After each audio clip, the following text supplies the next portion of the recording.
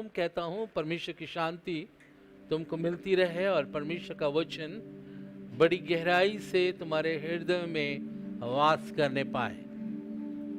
सचमुच परमेश्वर बहुत प्रेमी, अनुग्रहकारी और दयालु पिता है, और उसकी बड़ी दया हम अपने व्यक्तिगत जीवन में देखते हैं जब हम उसके करीब आते हैं, जब हम खुदा की हुजूरी में आते हैं, खुदा की इबादत कर रहे होते हैं, तो ये सोचे कि उसके महान प्रेम को, उसकी करुणा को, उसकी दया को हम महसूस करते हैं।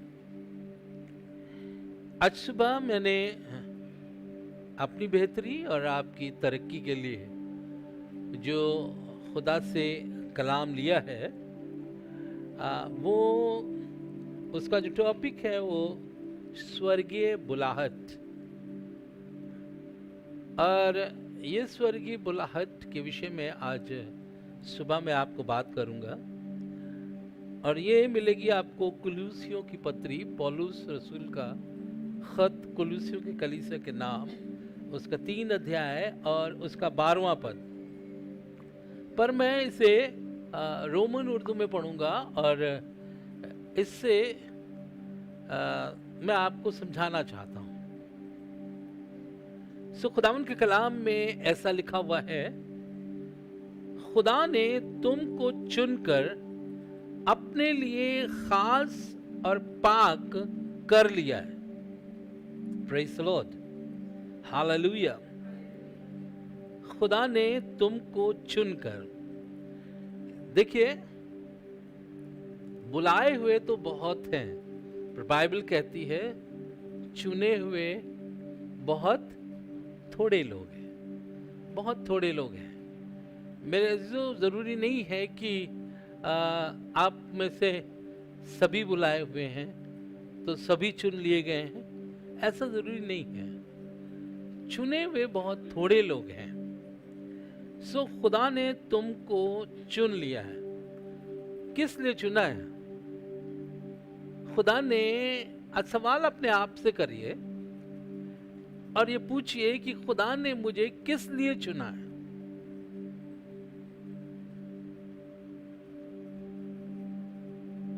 क्यों स्वर्गीय बुलाहट हमारे पास आई?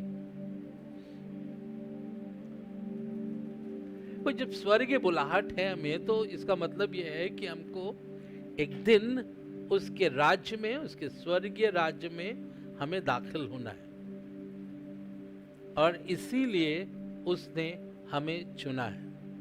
क्या आप महसूस करते हैं कि खुदा ने हमको चुना है?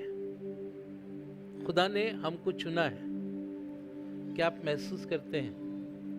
देखिए, अगर चुना हुआ नहीं है तो आप उसकी कोई परवाह नहीं करेंगे।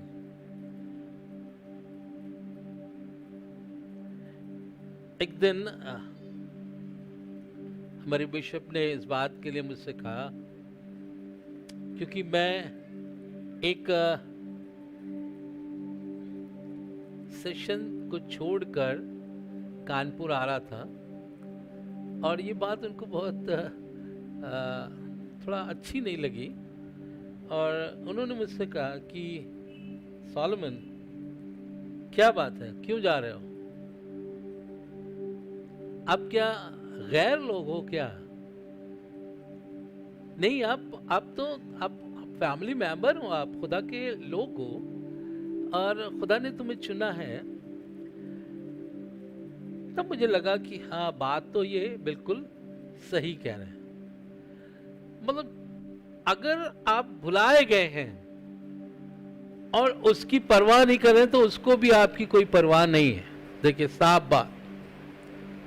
अगर आप बुलाए गए हैं, ठीक है, आप मसीही हैं, ठीक है, आप चर्च जाते हैं, ठीक है,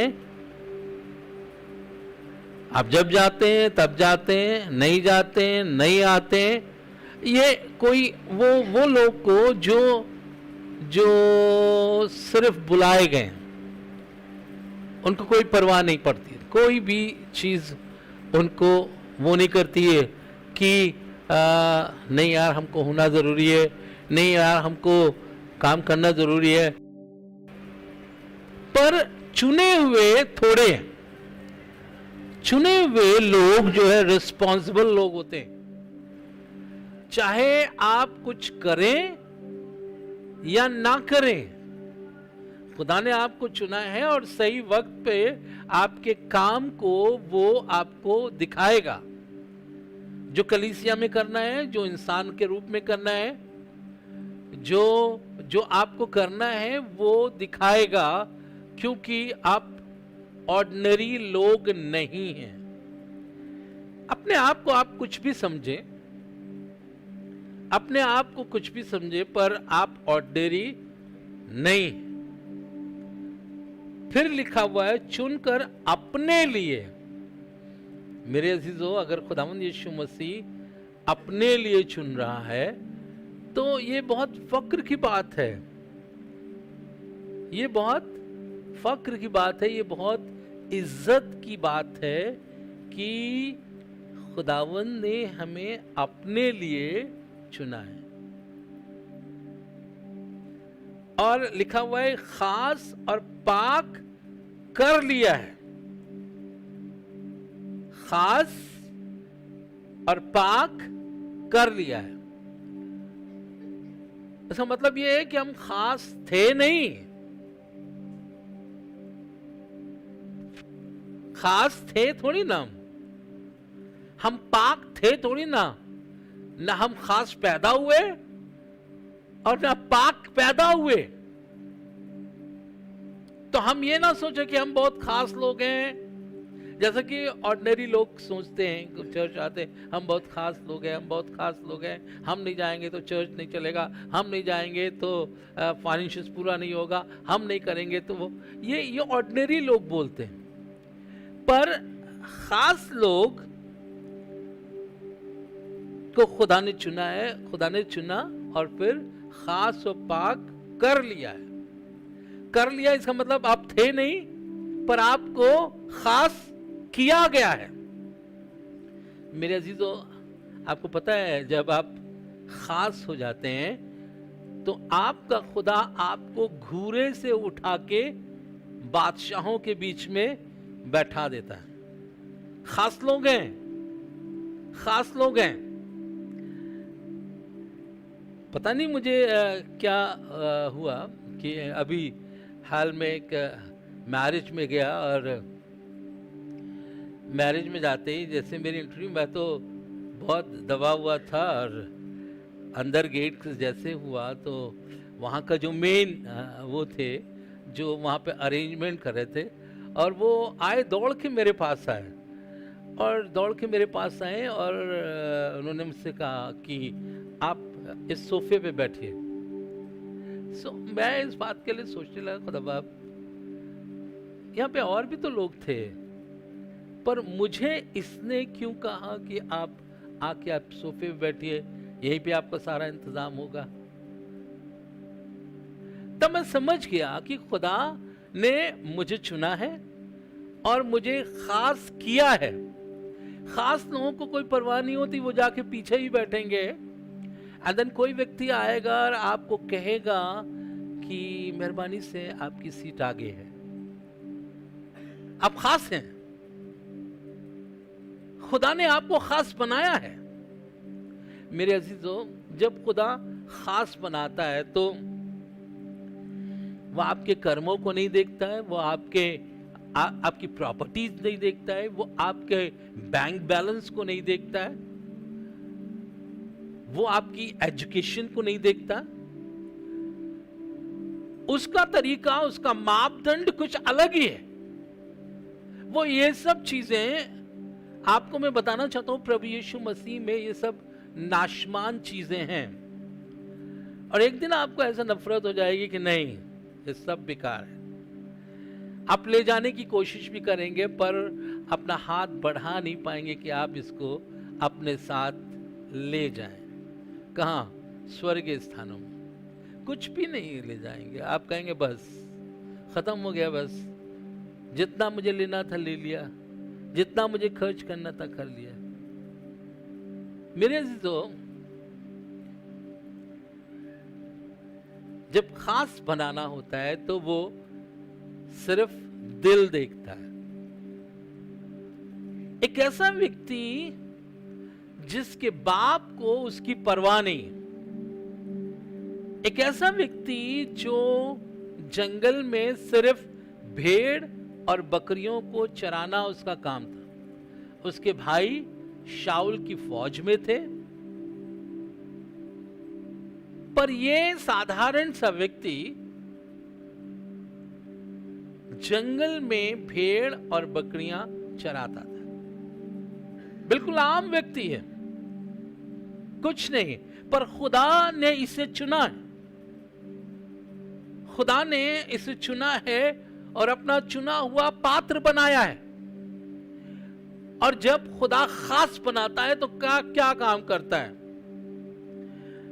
उसने उस दाऊद को अपने अभिषेक से मसा किया, और जैसे ही उसका अभिषेक उतर आता है, आप खास हो जाते हैं। अब अपने आप खास हो जाते हैं। खुदा आपको खास करता है, खुदा आपको पाक करता है, और तब आप खुदा के चुने हुए लोग ठहराए जाते हैं। Hallelujah, hallelujah, thank you Jesus. तरीका उसका बिल्कुल फर्क है। दुनिया के लोग आपको मापदंड से, उनका मापदंड अपने हिसाब से है, अपने हिसाब से मापदंड है। आप बहुत अच्छे कपड़े पहनेंगे, आप बहुत बड़ी अच्छी गाड़ी पे आएंगे, आपके चारों ओर लोग लगे होंगे, और तो वो कहते हैं नहीं नहीं, आप यहाँ बैठे। पर खुदा का मापदंड तो बिल्कुल फर्क है। आप साधारण हैं, आप जंगल में हैं, आप कहीं किसी भी स्थान में हैं, पर मैं आपको बताना चाहता हूँ, खुदा जब चुनता है तो वो आपको खास बना देता है, खास बना लेता है, और उसके लिए वो पाक करता है। मेरे अजीजों, आगे लिखा है, चुना है क्योंकि तुमसे वो मोहब्बत रखता है। लिखा हुआ है तुमसे वो मोहब्बत रखता है, और इसलिए अब तरस, नेकी, फरोतनी, नर्म दिल और सब्र को पहन लो। खास बनने का या खास कहलाने का हर कोई चाहता है कि खुदा बाप मुझे खास कर ले, खुदा बाप मुझे खास बना ले, खुदा बाप मुझे खास बना ले। हिंदी में ही पढ़ते हैं ताकि बहुत अच्छी तरह से समझ में आ जाए। इसलिए परमेश्वर के चुने हुओं के समान, इसलिए परमेश्वर के चुने हुओं के समान, जो पवित्र और प्रिय हैं, जो परमेश्वर कहता है जो पवित्र और प्रिय हैं, बड़ी करुणा और भलाई, बड़ी करुणा और भलाई, और दीनता और नम्रता, और दीनता और नम्रता, और सहनशीलता धारण करो। और सहनशीलता धारण कर लो।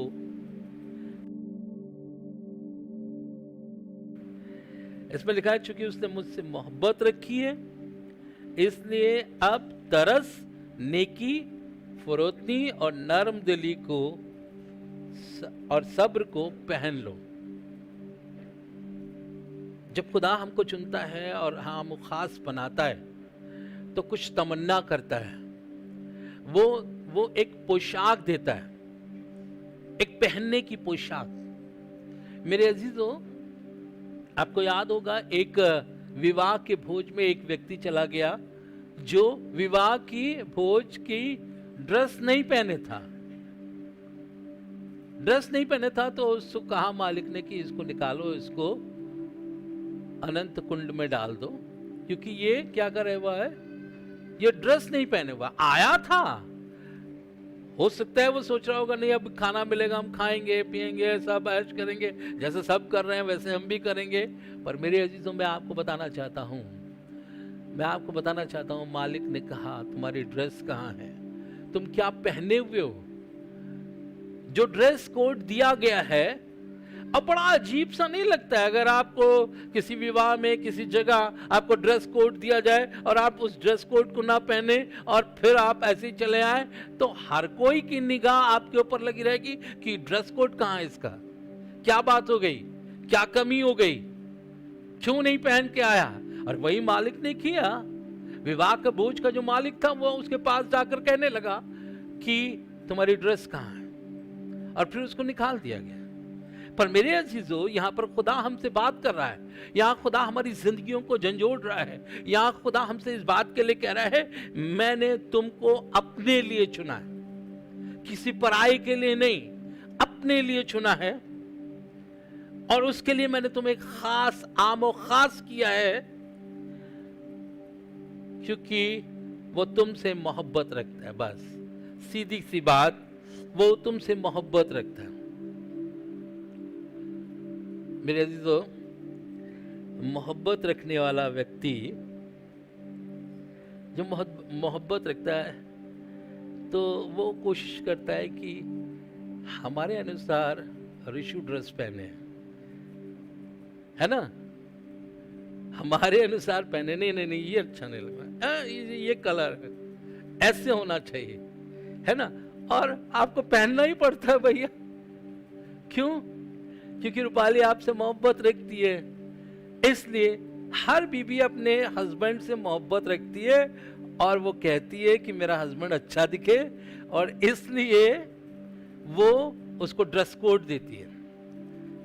यहां पर हमारा खुदावंद यीशु मसीह हमसे मोहब्बत रखता है, हमसे प्रेम रखता है, और उसने हमारे लिए एक ड्रेस कोड निर्धारित किया है। क्योंकि हम देखिए आम लोग नहीं हैं। आप ये मत सोचिए आप प्रेशियस लोग हैं, आप ये मत सोचिए कि हम ईसाई लोग हैं, नहीं, आप आम लोग नहीं हैं, आप प्रेशियस लोग हैं। खुदा ने आपको प्रेशियस किया है, आप थे नहीं, पर अपने बलिदान को देकर उसने आपको प्रेशियस किया है। आप थे नहीं, पर उसने आपके लिए दाम देकर आपको पाक किया है, ताकि आप उसके लिए काम कर सकें। Hallelujah, hallelujah. और काम करने के लिए एक ड्रेस कोड का होना बहुत जरूरी है। आप होटलों में गए हैं, आपने देखा होगा कि किस तरह से ड्रेस कोड लेकर पहने हुए सारे लोग रहते हैं, और वो आपके पास जाते हैं, आपको क्या चाहिए, आप क्या चाहते हैं, अपना ऑर्डर बुक करिए। सो ड्रेस कोड से आप पहचान जाते हैं और अपनी सारी चीजों को बयान कर देते हैं। सो ड्रेस कोड हमारा क्या है? तरस, नेकी और फरोतनी और नम्र दिल। आप कहेंगे ये क्या ड्रेस कोड कह रहे हैं? अरे कुर्ता पैजामा कहते या सूट कहते तो हम पहनते। नहीं, खुदा का तरीका बिल्कुल फर्क है। खुदा अपने ड्रेस को देना चाहता है, वो अपने तरीके से देना चाहता है, इसलिए वो कह रहे हैं तरस। मेरे अजीजों, वो हमें सिखाना चाहता है कि इस दुनिया में अगर खास बनना चाहते हो, इस दुनिया में अगर अलग से दिखाई देना चाहते हो, आपको क्यों, मैं आपसे एक सवाल करता हूं कि क्यों प्रभु यीशु मसीह इस दुनिया जहान में बिल्कुल खास था? क्यों था? आपके पास कोई सवाल का जवाब है? लोग कहें कि आपके यीशु मसीह में क्या ऐसी खास चीज है? आपके यीशु मसीह क्यों अलग है? आपके यीशु मसीह में ऐसी कौन सी खास बात पाई जाती है? मेरे अजीजों, अगर आप उसका ड्रेस कोड देखें तो वो तरस से भरा हुआ है। आमीन? तरस से भरा हुआ है। तभी तो आप देखिए, जब प्रभु यीशु मसीह ने 5000 की भीड़ देखी जो 3 दिन से यीशु मसीह के साथ प्रवचन को सुन रही थी, तो उसने अपने शागिर्दों को बुलाकर कहा कि ये वो लोग हैं जिनको मैंने चुना है, जिनके बीच में मैंने वचन को बांटा है। ये खास लोग हैं और तुम इनके खाने का इंतजाम करो। और वो तरस से भर गया, बाइबल बताती है। क्या किया? वो तरस से भर गया। अगर तरस नहीं है मेरे अजीजों, तो आप चेलों की तरह कहेंगे अरे प्रभु जाने दो यार, काय के लिए, इतना पैसा तो है नहीं, हम जंगल में हैं यहाँ, हम रोटी कहां से लेकर आएंगे, 5,000 की भीड़। ढेरों सवाल मिनिस्ट्री में होते हैं, ढेरों सवाल मिनिस्ट्री में होते हैं, ढेरों बातें हम कहने लगते हैं, क्या पूरा होगा, क्या नहीं होगा, कैसे होगा, कहां से लाएंगे, क्या पिएंगे। पर खुदा ने कहा है कि तुम इन्हें खाने को दो। तो इसका मतलब यह है कि खुदा जिसने हमें खास बनाया है, खास तौर से हमें इस्तेमाल करना चाहता है, खास तौर से हमको ऑर्डर दे रहा है कि तुम इन्हें खाने को दो। Hallelujah, hallelujah, hallelujah. वो तरस से भर गया और वो चाहता है हमारी जिंदगी भी तरस से भर जाए। हमें मालूम होना चाहिए खुदावंद यीशु मसीह ने अपने लिए हमें बुलाया है, अपने लिए खास और पाक किया है ताकि हम उसकी सेवकाई कर सके। मेरे अजीजों, अगर आप अपने आप को और डेली व्यक्ति समझ रहे हैं तो मेरे अजीजों, इसमें कोई किसी की गलती नहीं, कोई हमारे यीशु की गलती नहीं। आप उसकी परवाह नहीं कर रहे हैं तो कोई बात की बात नहीं है। आप चाहे करें न करें, आप चाहे उसकी इबादत करें न करें, उसके लिए कोई जरूरत की बात नहीं है, क्योंकि लाखों करोड़ों लोगों के बीच वो खुदा है, वो खुदा है। अब करोड़ों करोड़ों की बात करें, अगर 1 करोड़ निकल भी जाए तब भी खुदा इस दुनिया में उन तमाम लोगों को खास बना देना चाहता है और आप उसकी कोई परवाह नहीं करेंगे, वो आपकी कोई परवाह नहीं करेगा। क्यों? क्योंकि आपने उसकी परवाह नहीं की, आपने उसको नहीं जाना, आपने उसको नहीं पहचाना, इसलिए। पर मेरे अजीजों, मुझे कह लेने दीजिए, खुदा ने आपको खास बनाया है, खास जगह मुकर्रर किया है, खास पासबान बनाया है, खास इंस्ट्रूमेंट बजाने वाला बनाया है, खास कॉन्गो बजाने वाला बनाया है, खास ऑर्गन वाला बजाने वाला बनाया है, खास तरीके से। मेरे अजीजों, थोड़ी देर के लिए विचार करके देखें, बहुत ही इंपॉर्टेंट चीज हो जाती है जब आप कलीसिया में आते हैं तो हर खास व्यक्ति को खुदा मिलाता है, और जब मिलाता है तो एक बखूर की नाई परमेश्वर का आत्मा आसमान से जमीन पर उतरता है और तब लोग उस जिंदा और सच्चे खुदा को पहचानने लगते हैं, तब वो लोग जो है सच्चे खुदा की इबादत करने लगते हैं। मेरे अजीजों, मुझे कहने दीजिए, खुदा ने हर एक उस व्यक्ति को जो इस कलीसिया से जुड़ा हुआ है, मेरे अजीजों, उसने, चाहे आप सोचे ना सोचे, आप पीछे बैठे हुए मुकेश को नहीं जानते होंगे, जानते हैं क्या? वो बेचारा आता है, पीछे बैठ जाता है, अपना पीए सिस्टम खोलता है और वो हम सबको आवाज की सप्लाई कर देता है बस, और फिर बहुत जल्दी समेटता है और निकल जाता है, किसी से बात भी नहीं करता है। आप उसे नहीं जानते हैं, जानते हैं, पर वो उसका नेचर है। पर खुदा ने उसे खास बनाया है, इसी पर्पस से बनाया है, और वो खुदा के इस पर्पस को पूरा कर रहा है। नहीं करता तो नहीं करता, पर पर्पस तो खुदा ने उसको दिया है और वो उस काम को पूरा कर रहा है। तरस, खुदा चाहता है वो मसीह लोग जो खुदा के बुलाए हुए हैं, वो मसीह लोग जो प्रेशियस लोग हैं, वो मसीह लोग जो खास लोग हैं, उनके अंदर एक चीज पाई जानी चाहिए, वो है तरस। मेरे अजीजों, आपको याद होगा एक घटना जिसका जिक्र मैंने कई बार किया है। एक व्यक्ति यरूशलेम से यरीहो को जा रहा।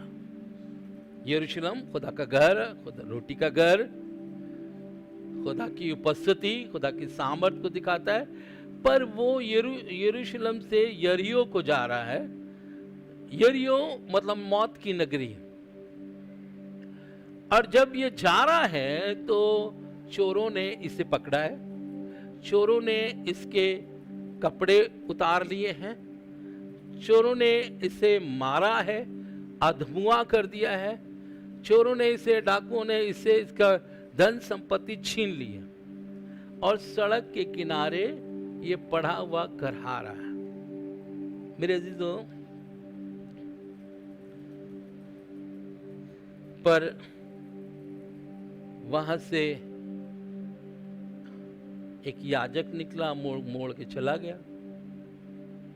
एक लेवी निकला, देखा, मुंह मोड़ के चला गया। ये बुलाए हुए लोग हैं, ये बुलाए हुए लोग हैं। याजक को बुलाया है उसने, पर यह आमो खास नहीं है। आमो खास तो वो है जो उसके पास गया, देखे तो ले कौन है, क्या है। उसने देखा बेचारा अधमुआ पड़ा हुआ है, उसने तरस से वो भर गया। अब तरस ही काफी नहीं है, देखिए हम उसमें नेकी भी काम आ रही है। उसने उसके घाव को धोए, वो फरोतनी भी, करुणा भी उसके अंदर काम आ रही है।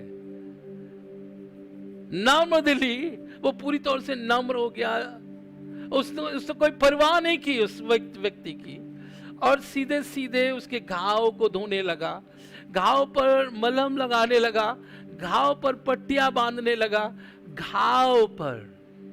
और मेरे अजीजों, फिर उसने सहारा देके उसको उठाया, अपने गधे पर बिठाया और ले गया, और ले जाकर सराय में उसको रख दिया और कहा 2 दिनार देके कि इसकी परवाह करना, मैं वापस आऊंगा, सारा हिसाब किताब आपको दे दूंगा, आपको सारा हिसाब किताब दे दूंगा। मेरे अजीजों, कौन? वो सामरी व्यक्ति जो तरस से भरा हुआ था, जो तरस से भरा हुआ था, जो नेकी करना चाहता था, जो फरोतनी से भरा हुआ था, जो नम्र दिल था। और ऐसे को तो खुदा देख रहा है ना, जो सब्र से भरा हुआ है, ऐसे को खुदा देख रहा है। क्योंकि खुदा ने हमसे मोहब्बत रखी है, और ये सब वो कह रहा है तुम भी पहन लो। कौन पर्सनली तौर पर हमसे और आपसे बात कर रहा है? क्या पहनने की जरूरत है? टाई। क्या पहनने की जरूरत है? कोट। स्मार्ट दिखेंगे, पर मैं आपको बताना चाहता हूं, आप स्मार्ट दिखे ना दिखे, पर अगर आपने तरस पहन लिया है, अगर आपने नेकी पहन ली है, अगर आपने फरोतनी पहन ली है, आपने नम्र दिल हो गए, आप सब्र रखने वाले हो गए, तो मैं आपको बताना चाहता हूं, आप हजारों क्या लाखों के बीच में आमो खास दिखाई देंगे। ये कौन है? Hallelujah, hallelujah. बहुत से टाई कोट वाले छुप जाएंगे, बहुत से व्हाइट कोट वाले छुप जाएंगे, पर आप नहीं छुपेंगे, क्योंकि आपकी नेकी चिल्ला चिल्ला कर कहती है कि इनका खुदा है जिसने इन्हें नेकी पहनाई है, इनका खुदा है जिसने इनको तरस पहनाया है, इनका खुदा है जिसने फरोतनी दिए है, नम्र दिल दिया है, सब्र दिया है। हालेलुया। और वो कह रहा है तुम भी पहन लो। आज हमें पहनने की जरूरत है, आज हमें पहनने की जरूरत है। Lord, lord, I need your cloth. प्रभु, मैं तेरे इन कपड़ों को पहन लेना चाहता हूं। क्या आप मेरे साथ कह सकते हैं? क्या आप मेरे साथ कह सकते हैं, प्रभु जो पहनाएंगे आप, मैं पहन लूंगा, जो पहनाएंगे आप पहन लूंगा, मैं पहनूंगा, मैं तरस को पहनूंगा, मैं किसी को देखकर जलूंगा नहीं, मैं तरस से भर जाऊंगा, मैं तरस से भर जाऊंगा और कहूंगा मैं तुम्हारी मदद करना चाहता हूं, मैं नेकी से भर जाऊंगा, मैं तुम्हारे हाथ को पकड़कर वो सराय में ले जाऊंगा, मैं तरस से भर जाऊंगा, करुणा से भर जाऊंगा, दया से भर जाऊंगा, सब्र से भर जाऊंगा। यही तो सेवकाई है यीशु मसीह की, यही तो सेवकाई है। यीशु मसीह अपने शागिर्दों को यही सिखाना चाह रहा था।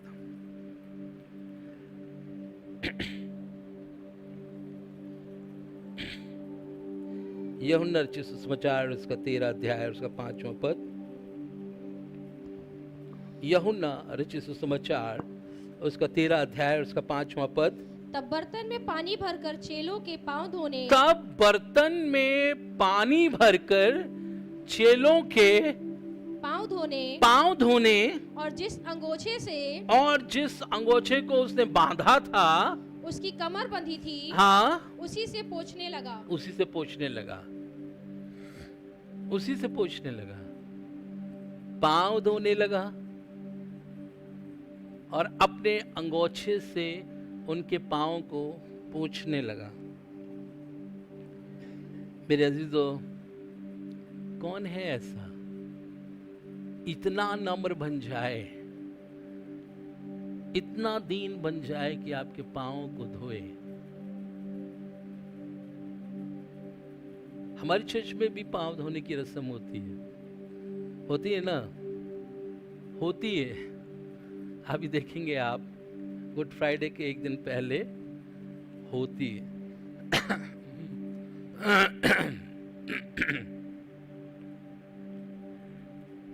अब मुझे क्या लेने दीजिए,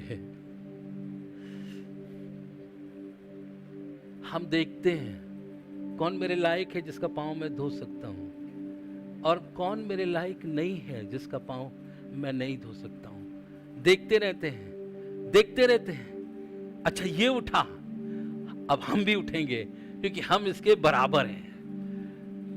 हम गिरे हुए को पांव नहीं धोना चाहते हैं, हम गरीब व्यक्ति के पांव धोना नहीं चाहते हैं। मैं कलीसिया का पासवान होकर कलीसिया को सिखाना चाह रहा हूं। बुराई नहीं है, पर यह मापदंड गलत है मापदंड। खुदावंद यीशु मसीह ने ऐसा थोड़ी ना कहा कि पतरस, मैं सिर्फ तेरे पांव धो लेता हूं क्योंकि तू बड़ा है। उसने इस बात को नहीं कहा। उसने कहा मैं सबके पांव धोऊंगा, मैं सबको पांव धोऊंगा।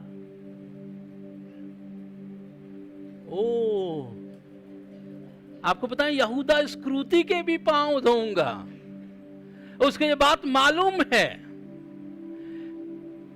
आप कहेंगे कोई पापी व्यक्ति मिल जाए आपको सामने, आपकी कलीसिया में आ जाए और वो आए पांव धुलाने के लिए, तो आप तो कभी नहीं खड़े होंगे कि आज मैं इसके पांव धोकर, जिस तरह से मैंने धोया है उसको पूरी तौर से साफ सुथरा कर दूं और अपनी टावल से इसके पांव को पोंछकर उसको इस समाज में खड़े होने का दर्जा दे दूं। मेरे अजीजों, कोई नहीं दे सकता, कोई नहीं कर सकता, पर जिस खुदा ने आपको बुलाया है वो आपको सिखा रहा है, वो आपको बता रहा है कि नम्रता को पहन लो। हालेलुया। जब उसकी नम्रता हमारे अंदर आएगी, जब हम नम्रता को पहनेंगे, तो कोई व्यक्ति विशेष हमें दिखाई नहीं देगा। सारे लोग एकदम साधारण दिखाई देंगे और सारे लोग जो है प्रेशियस दिखाई देंगे। सारे लोग जो है वो खास लोग दिखाई देंगे, और तब आपको देखने की जरूरत नहीं है। आंख बंद करके कोई आ गया है, आप भी उठ के चले आइए, उसका पांव धोइए, चले जाइए।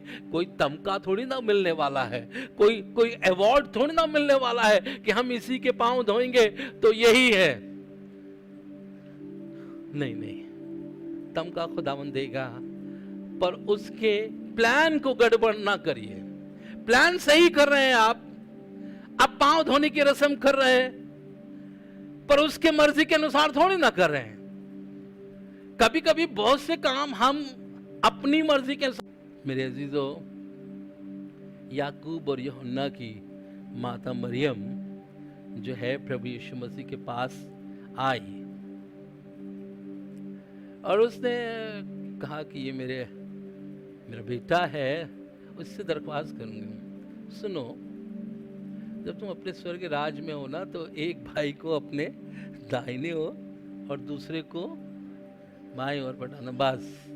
बाकी ये सब तो लद्दड़ हैं, ये सब बिल्कुल सामान्य रूप से हैं, और ये तुम्हारे भाई हैं। कभी कभी हम इस बात को सोचते हैं, भाई बंधु सोचते रहते हैं ना, ये भाई है, इसको एक को दाहिना हाथ बटा लेना, एक को बाएं हाथ बटा लेना, बस।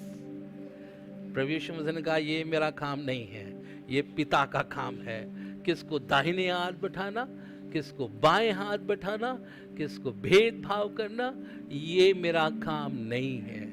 नहीं है तो नहीं है। मैं किसी के सामने भेदभाव नहीं कर सकता, मैं नहीं कर सकता।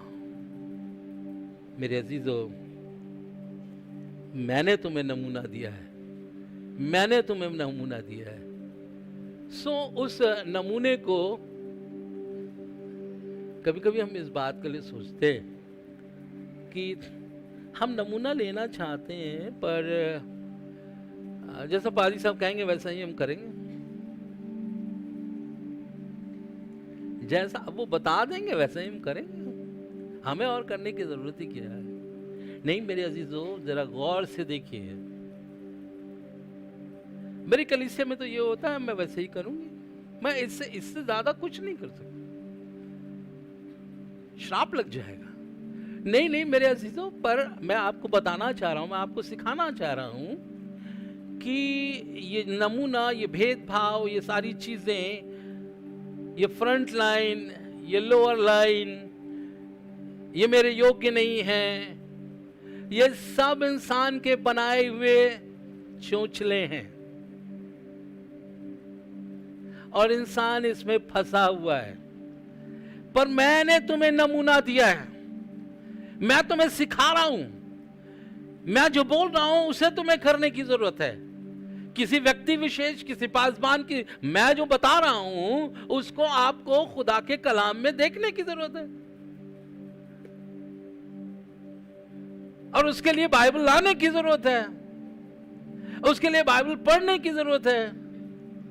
अगर नहीं है तो आप नोट कर लीजिए, नोट करके घर में जाइए और देखिए, पूछिए अपने ज़मीर से कि पादरी साहब ने जो बताया है वो सही बताया है, खुदा के कलाम से बताया कि वो अपनी मनगढ़ंत कर रहे हैं। अपनी मनगढ़ंत आप नहीं लीजिए, हो सकता है वो मनुष्य हैं और अपनी इज्जत के लिए, अपने शान और शौकत के लिए आपको कुछ भी कर सकते हैं। पर नहीं मेरे अजीजों, मैं आपको बताना चाहता हूं, मेरा यीशु है, मेरा यीशु है, मेरा प्रभु है, वो हमसे बात करना चाहता है, और वो जो कहता है उसको हमें देखने की जरूरत है, महसूस करने की जरूरत है। इब्रानियों उसका 12 अध्याय और उसका 2 पद। और विश्वास के कर्ता अर्थात यीशु मसीह को और सिद्ध करने वाले यीशु की ओर ताकते रहो। क्या? विश्वास के कर्ता और सिद्ध करने वाले यीशु की ओर। यही तो मैं भी बता रहा हूं। मैं ये थोड़ी ना कह रहा हूं कि आप मुझे देखते रहिए, जैसा मैं चलता हूं वैसा चलिए, जैसे मैं करता हूं वैसा करिए। नहीं, आपको सिर्फ एक काम करना है कि खुदा के कलाम के मुताबिक, जैसे विश्वास का करता, जो आपके अंदर विश्वास को पैदा करता है, जो आपके अंदर विश्वास देता है, वो कौन है? वो तुम्हें सिद्ध करता है। उसी ने तो हमें बुलाया है, खास बनाया है, पाक बनाया है। अब वो कह रहा है ये सारी चीजें पहन लो, तो वो जो पहनाएगा उसकी ओर हमें देखने की जरूरत है, उसकी ओर ताकते रहो, उसकी ओर ताकते रहो, खुदावंद यीशु की ओर ताकते रहो। देखिए बहुत से लोग हैं जो इस दुनिया में हैं, बहुत से खादिम भी ऐसे हैं। आप देखिए पंजाब में पूरी तौर से बहुत लेवल की आराधना हो रही है, बहुत लोग आ रहे हैं। कई बार हम अपना चूज करते हैं, अपने आप को चूज करते हैं, और तब जब हम चूज करते हैं तब हम सोचते हैं कि नहीं यहाँ चले जाएं।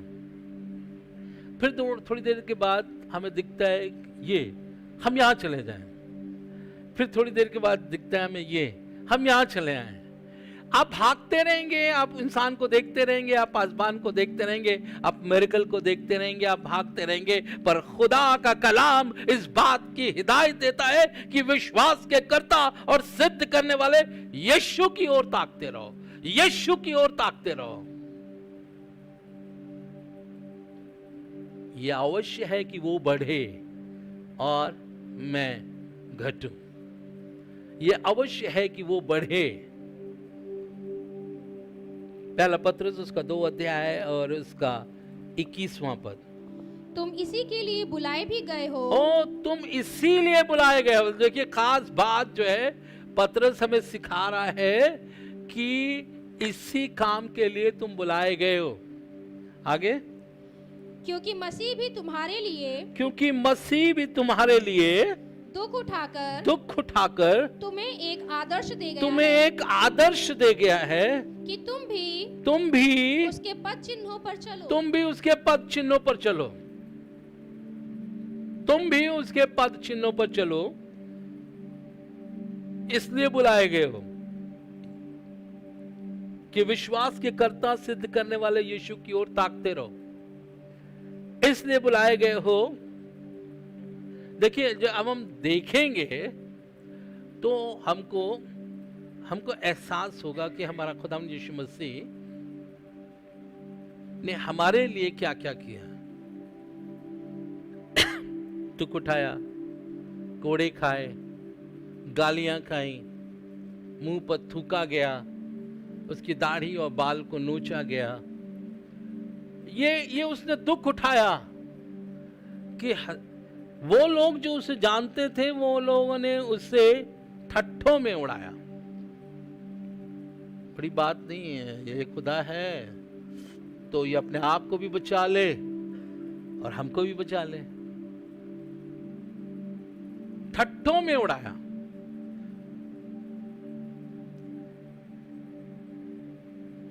पर अगर हम देखेंगे नहीं ना तो हम डिस्करेज हो जाएंगे। क्यों? क्योंकि अगर कोई हमारा मजाक उड़ाए, हम यीशु मसीह को जानते हैं, हम यीशु मसीह पे विश्वास करते हैं, लोग मजाक उड़ा रहे हैं, लोग मजाक उड़ा रहे हैं, भैया चुप रहो, पीछे से खसकेंगे। क्यों? कि देख ना ले, वो मजाक उड़ा रहे हैं हमारा।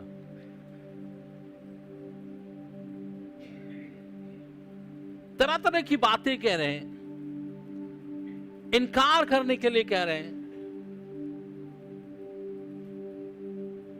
तो हम अपने आप को बचाने की 100% कोशिश करेंगे। भाग लो भैया। पर मेरे अजीजों, मैं आपको एक बात बताना चाह रहा हूं, बड़ी अच्छी तरह से है। मुझे 35 साल हो गया है सेवकाई करने के लिए। अब मैं भागकर पीछे नहीं जा सकता। अब चाहे मौत आ जाए या बदनामी हो जाए, ये मैं बहुत बड़ी बात नहीं कह रहा हूं, क्योंकि बस मैं उस यीशु को देखना चाहता हूं। कुछ भी हो जाए, आप मुझसे कहेंगे 35 साल की मिनिस्ट्री को आप पानी डाल दीजिए, आप मिट्टी डाल दीजिए और तब जिंदा रहिए, आपको सब कुछ मिलेगा। मैं आपको बताना चाहता हूं, हमें अब कुछ नहीं चाहिए, बस आपका साथ चाहिए। आपको मैं उत्साहित करना चाहता हूं, कलीसिया एक एक लोग इतनी जोरावर हो जाए। कलीसिया को उसने पताका फहराती हुई कलीसिया बनाया है, अपनी दुल्हन बनाया है, ताकि वो खड़े होकर सामना कर सके। खुदा आपको उन सब चीजों में जोरावर बनाना चाहता है, जोरावर बनाना चाहता है। मेरे अजीजों, ये तो मैं सिखा रहा हूं, बता रहा हूं, आपको समझा रहा हूं कि इस तरह से आपको करना, और कर तब पाएंगे जब आप यीशु को देखेंगे। जब कर तब